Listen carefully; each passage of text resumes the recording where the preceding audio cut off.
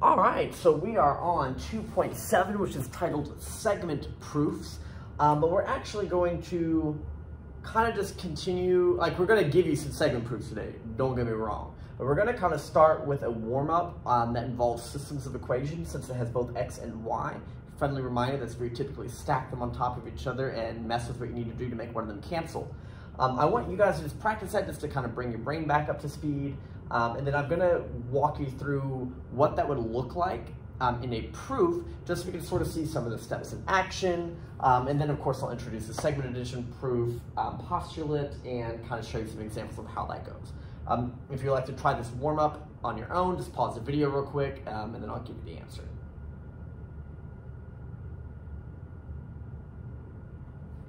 Okay. So normally we are going to stack them on top of each other, and they were nicely already written in x, y equals number order. I know that if for any reason they're not, I need to kind of rearrange them first. If they're not currently, luckily, already the same number, I might try to choose to multiply one of the rows. In this case, I would get 2x plus 4y equals 24. I don't have to flip the signs because both of these are going to cancel as they are.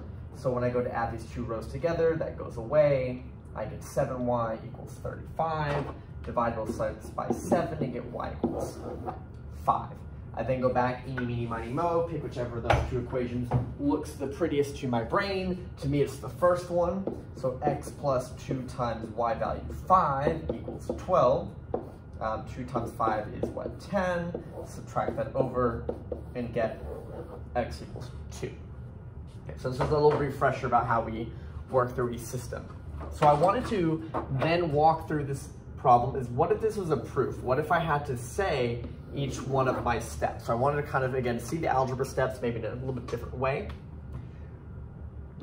Of course, we write down our givens first. So we know that x plus 2y is equal to 12. We also know that negative 2x plus 3y equals 11. You can write like given, like for both of those. If you have space, you can write the one comma the other and say given.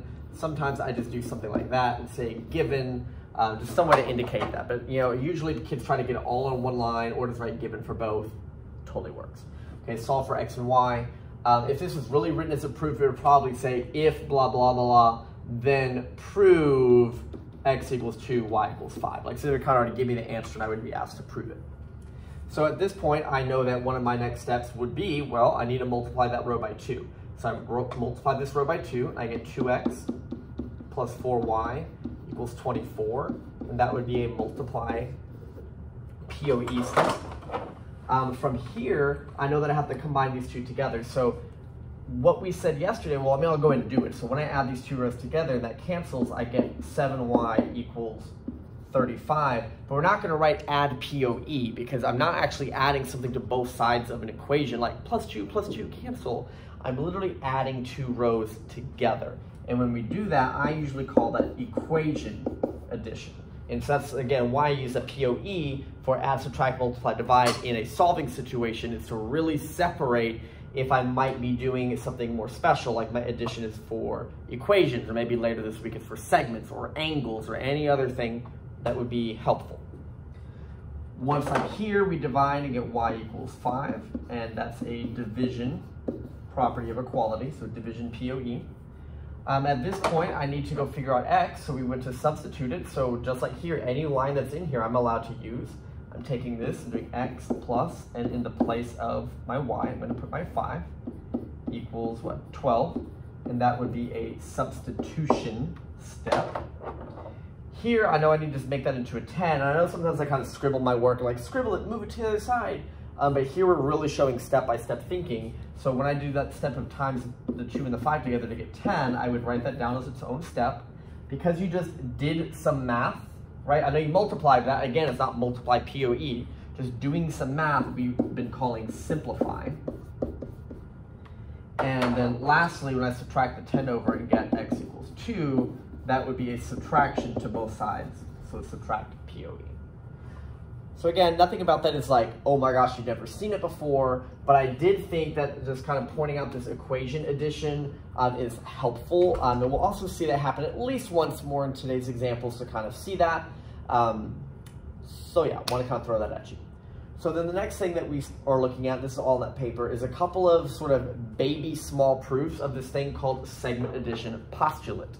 Now, we're nice and don't make you memorize, like if this one's called a postulate, this one is called a theorem, and this one is called blah, blah, blah, blah, blah. Like, we tend to write everything in like if-then statements or definition of blank, like just things that we understand. And so in this case, like segment addition, what you want to understand is that segment addition, they basically thought about it, they call it a postulate because it's hard to prove, but they considered it like a no duh. They said if you took this entire distance AC and all I did was took it and went snap into those two parts and then stuck them right back next to each other, that it would make sense that this part plus this part has to equal the whole thing. And they kind of just argued about it, but there's really not a way to prove it other than just, yeah, that sort of seems to make sense. So what they call the segment addition postulate, and so some teachers or some textbook, you'll see them abbreviated like seg ad post for segment addition postulate. A lot of times when I'm writing these proofs, you'll just see me write seg addition, so that I'm talking about like equation addition versus segment addition as opposed to addition, POE.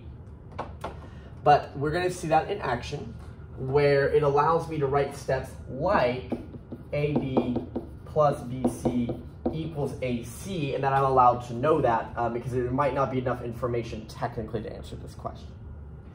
So this first proof, I mean, it's pretty basic. It's saying, well, hey, if this AB is 5 and BC is 7, and remember, these don't have to be drawn to scale, so don't be weirded out by this shorter one being 7. It says, prove that the whole thing is 12. And you're like, well, that part and that part, and they just add together is 12. Duh. Like, and I'm not saying this proof is going to be like insanely long, but there are ways to articulate that thinking. So what this proof would look like, of course, I'm given that AB equals 5 and BC equals 7. Okay, that's my givens. And again, you can write them on separate lines, given, given, or squiggly given. That's fine to me. But in order to do something in a proof, I can't just say AB plus BC, and so 5 plus 7 is 12. Like, how do I write that in math? So this segment addition postulate is a step that helps me bring in a statement that's going to help fill in those blanks. So the fact that I'm allowed to take the part AB, add the distance of the part BC, and then it adds up to the whole thing, the fact that we're allowed to do that is segment addition. Technically segment addition postulate, but that segment addition is allowed to occur and people have thought about it and agree that we can do it, which means it's an allowed statement. Well, now what I'm doing is replacing my values. AB is 5 plus BC is 7 equals AC. And if I'm replacing values, that's substitution. But I couldn't have just written this and said substitution because I'd be, well, what are you substituting it into? Like, I know it looks like you're adding them, but why are you doing that? Like, this segment addition postulate gives me the expression to substitute into. At this point, you add 5 and 7 together and get 12. So that would be me just doing math. So that's simplifying. And then lastly, this is the case with just kind of the way that that's structured. I end up spinning this around to say AC is 12, and when I spin something around, that's that symmetrical property. All right, so again, not the most life-changing proof you've ever seen in your world, but it just shows you where this step comes in so that you could basically go, okay, well, here, I know you're allowed to add them together. You told me that's 5 and that's 7, so I'm going to plug that in and get 12. Like, that's really all that happened. Like, it's just those are the lines as written. So in class, I had them try this one. It is slightly different. It's basically the same concept, but the way it ends up finishing is a little different because of what parts they told you. So if you would like to pretend like you were in class, go ahead and pause the video and try to fill that one out. And then, of course, I'll fill it out for you right now. Okay, so this time they told me that the AC distance is 17, the BC distance is 7, so they told me that the whole thing is 17 and just this part is 7, prove that the part that's left over is 10. Okay, again, obviously, well, the whole thing's 17, subtract 7, I get 10, duh. All right, well, let's prove it. So here's my given. We are gonna need to bring in that segment addition postulate again. So it's not gonna, we're not gonna write like a segment subtraction. where you're like whole thing minus this part equals the other part. We just leave like the proof because they don't want to have like a million different versions of the same idea. So they just have this one postulate called segment addition that allows me to use it in proofs instead of like every version of how this could be set up. So at this point, I substitute that the AC is 17, that's this equal part. The BC part is this 7, and the AB in front is what I don't know right now. So all of that is me just substituting the values where they belong. I'm going to subtract 7 to the other side and get that AB is 10. And that's just subtraction property of equality. Okay, so if you did that one, go ahead and kind of just check that that looks like what you said, and if it does, then okay, cool. All right, so on your page, it's actually the third one next to it. I just spaced it out to give you room to write on the smartboard and have the font large enough that hopefully you could see it in the video. So this one I brought up for a couple of reasons. One, your homework yesterday, if you went through it, well, disclaimer, if you're somebody actually watching this video, it's good on you because it means I can tell you something. So sometimes the answer keys, they're just straight out of what the textbook said. So they write their proofs sometimes a little weird. So I meant to probably put in the last video that when it comes to those proof parts, just write them the way that I'm doing them in the examples for you, and then that's fine. Like it should generally kind of look ish like what they show in the book, but like don't be weirded out if it looks different or the way they abbreviate something is different or like 1 or 2 steps is different, because you'll notice here coming up, sometimes there's more than one way to do a proof. Also, I noticed that in the homework, there were some ones that had like the congruent sign in it, where you had to like convert that. There's a step called like definition of congruent sign. In class, I remember to talk about that, but in the video, I forgot. So I also pulled this up as an excuse to show that step and talk about it in case that did throw you off a little bit. So this problem is saying that AB is 3x plus 5, that B to C is 2x plus 11, and it also says that AB is congruent to BC. So even though these don't look like it, again, because it's not drawn to scale, they told me those are the same length as each other. So can I prove that A to B is 23? So I know that the idea is if these are truly congruent, I should be able to set their lengths equal to each other. I'll solve for X, I'll plug it in and probably find that it's 23, right? So that's math that we've already done, but I wanted to show like how do we articulate that correctly step by step. So again, we have to list all of our givens. So AB is 3x plus 5. If I run out of room, I'm just going to put BC equals 2x plus 11. And the AB segment is the same size and shape, that's what congruent means, as the segment BC. And all of this, I'm going to list as my given, but you can, again, put all on one line if you can squeeze it, or write given 3 times, whatever makes your brain happy. So the fact that these are congruent doesn't mean, like, this congruent sign doesn't mean I can just replace these 2 parts.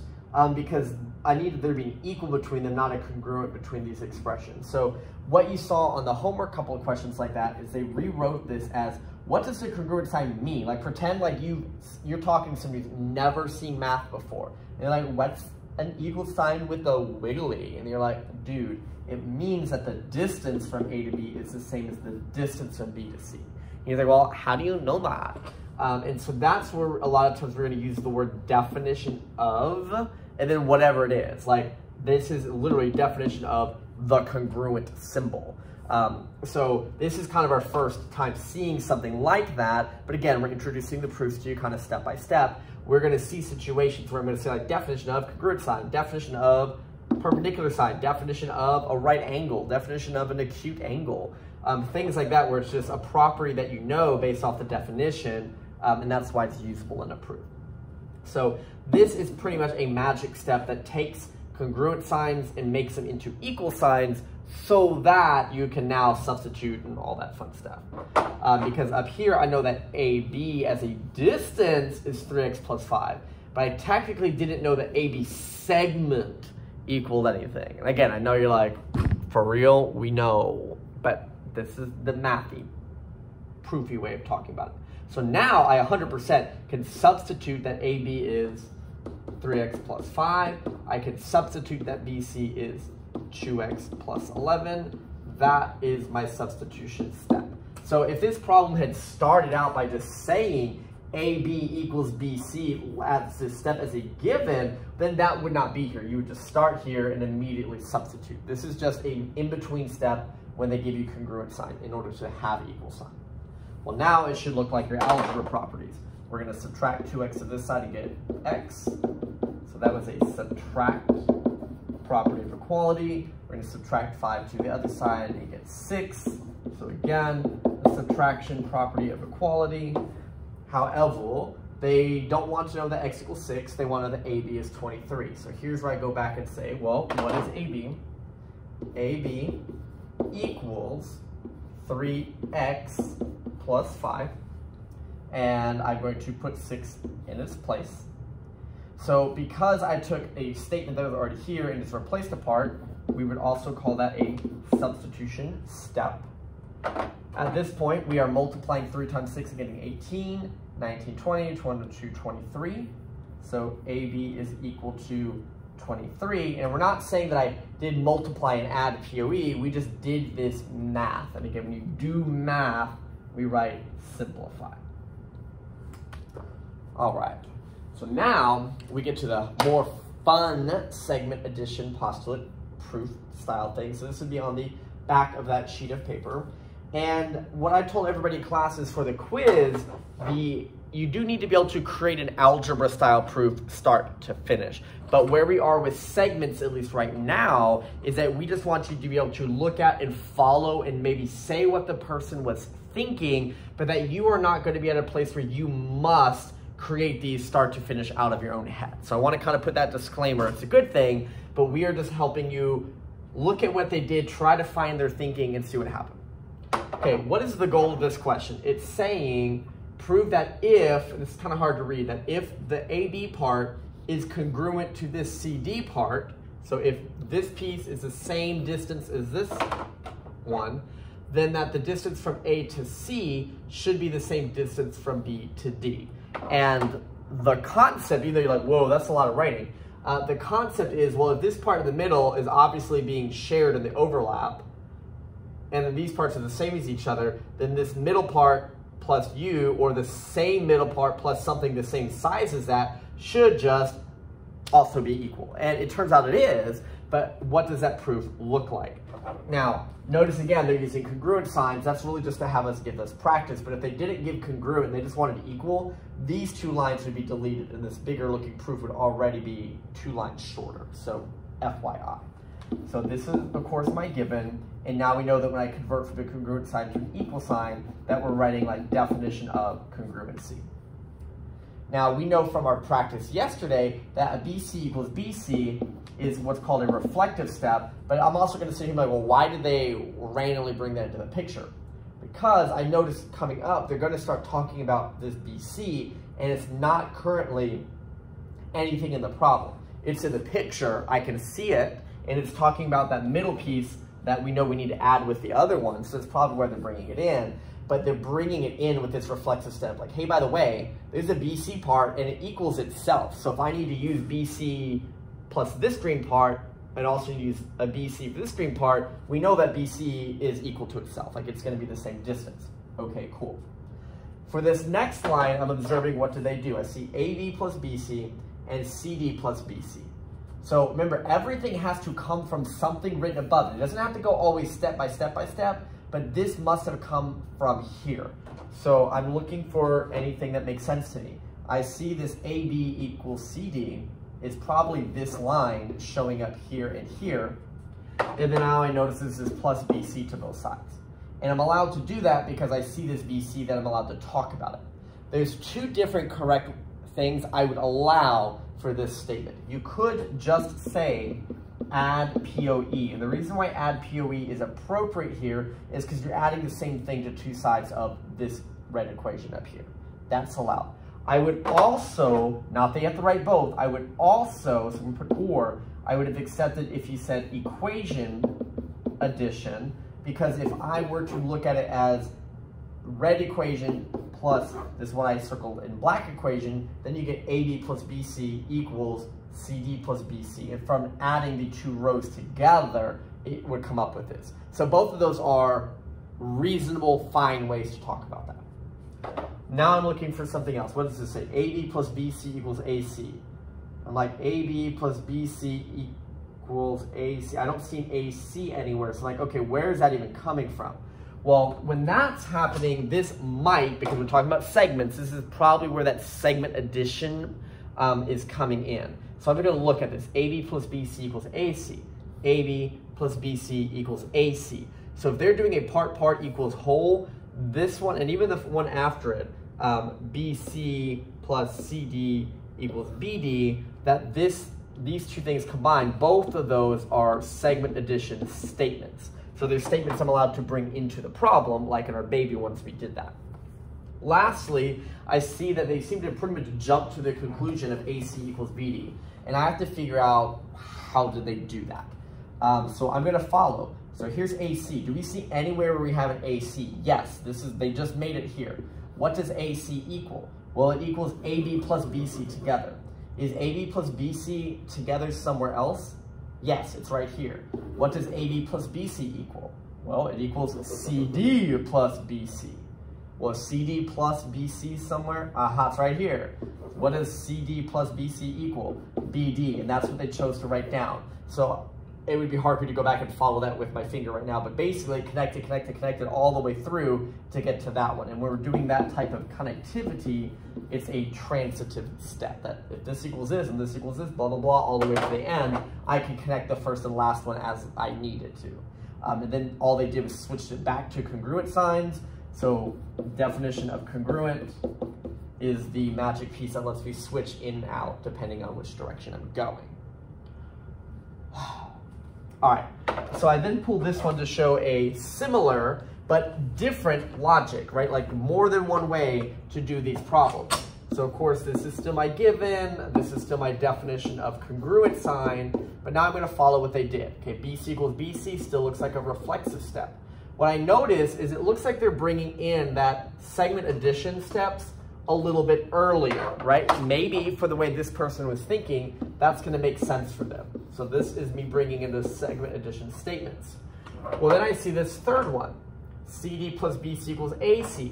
Well, don't just look at things like this and write segment addition. Again, the reason why I know these are segment addition is because that is part AB plus part BC equals whole thing AC. And same here, BC plus CD equals BD.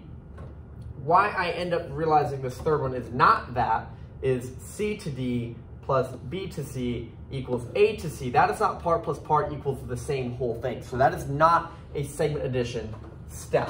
So what has likely occurred is some type of substitution or transitive step. So let me see. Do I have anything that says a BC plus CD? Yes, here, even though they're kind of flip-flop. I have a BC equals CD. Well, what does that equal? That equals BD. I know BD's not here, but I'm not at this step yet, so maybe that's not appropriate. So that, okay, no big deal. Like, I'm trying to figure out what their thinking was. I was trying to use the same thinking this person did. Like, oh, I found it. I found the connection all the way to the end. Here, I'm not finding that connection. This takes me to BD, and then I'm now at a dead end because I'm supposed to land here out of this statement. Now, I think, I'm trying to think like if I'm you, I'm like, oh gosh, I'm stuck, I'm gonna quiz what we're gonna do. So we just wrote these, so I feel like one of these is probably gonna be useful because like why would they do that first unless they're gonna use it? So now I'm staring at this and going, which equation does this most look like? And I think I just found it.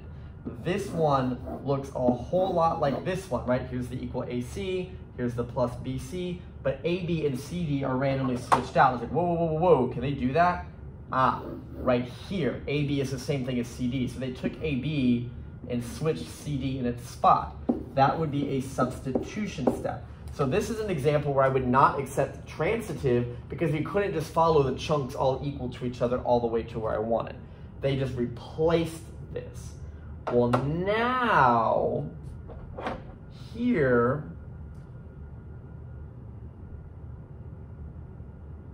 I've got AC. I got a couple different places where I've got an AC to start with, so I'm going to try to follow both of those. But I'm assuming, since we just wrote this one, this is the one I'm going to use, right? So AC is the same thing as CD and BC added together. CD and BC added together is the same thing as BD. Okay, so there is a connection now. U are the same thing as U, and this is, it's written backwards, it's the same thing, equals that.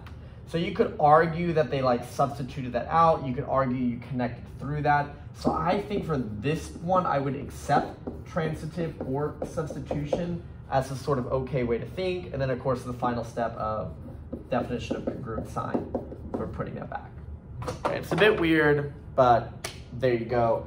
I know this video is running super long if you're actually choosing to watch this. So the last thing that was on that paper was an example I wanted them to try. It was like a huge segment addition problem, but it would use sort of the same reasons and logic, and I would let them sort of follow through and try to think through it. The main thing I'm telling people is when you see things that look like two things add up into one, check in the picture if it's part whole, then yeah, write segment addition postulate or segment addition as your reason.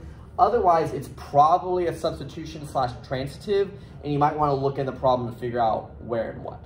So if you would like to try this, go ahead, hit pause right now. Otherwise, I'm going to try to fill this in quickly because this is a really long video. So these are the things that they gave me.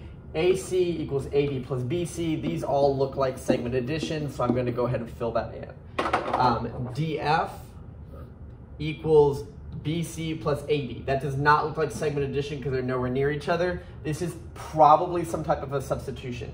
If DF is the same thing as DE and EF, and I don't see an DE, EF together anywhere, so this won't be like a transitive connection situation.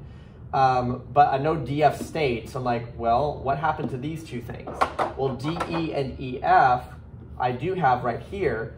DE and EF are the same thing as BC and AB. So it looks like they took these two and replaced them with these two.